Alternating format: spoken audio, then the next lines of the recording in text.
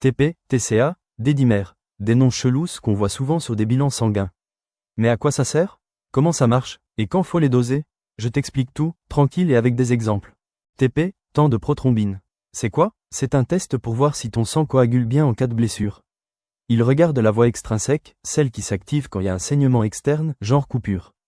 Comment ça marche? On prend ton plasma, on y met un déclencheur, la thromboplastine, et on mesure combien de temps il met à coaguler. Résultat donné en pourcent ou en INR, pour les patients sous AVK. TP bas égale 100 mais du temps à coaguler égale risque d'hémorragie. TP normal égale tout roule. Exemple concret. Avant une opération, pour éviter que tu saignes trop.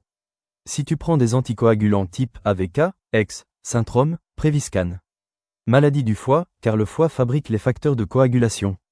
Résumé express, TP égale, est-ce que mon sang sait s'arrêter de saigner? On le dose avant chirurgie, sous AVK, ou si suspicion de problème hépatique. TCA, temps de céphaline activé. C'est quoi? Le TCA regarde la voie intrinsèque de la coagulation, plus interne. Par exemple, quand un vaisseau saigne à l'intérieur du corps.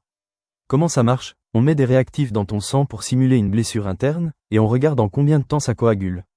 TCA trop long égale sang coagule lentement égale risque de saignement. TCA trop court égale traitement anticoagulant peut ne pas marcher. Exemple concret, patient sous héparine non fractionnée, anticoagulante injectée. Trouble de la coagulation, hémophilia, B. Avant un geste invasif s'il y a des antécédents de saignement. Résumé express, TCA égale, est-ce que je suis protégé contre un caillot ou au contraire, je risque une hémorragie? On le dose sous héparine ou si saignement inexpliqué. D-dimères, les détectives de caillots. C'est quoi? Les D-dimères sont des petits morceaux de caillots détruits. Quand ton corps dissout un caillot, il libère des D-dimères dans le sang.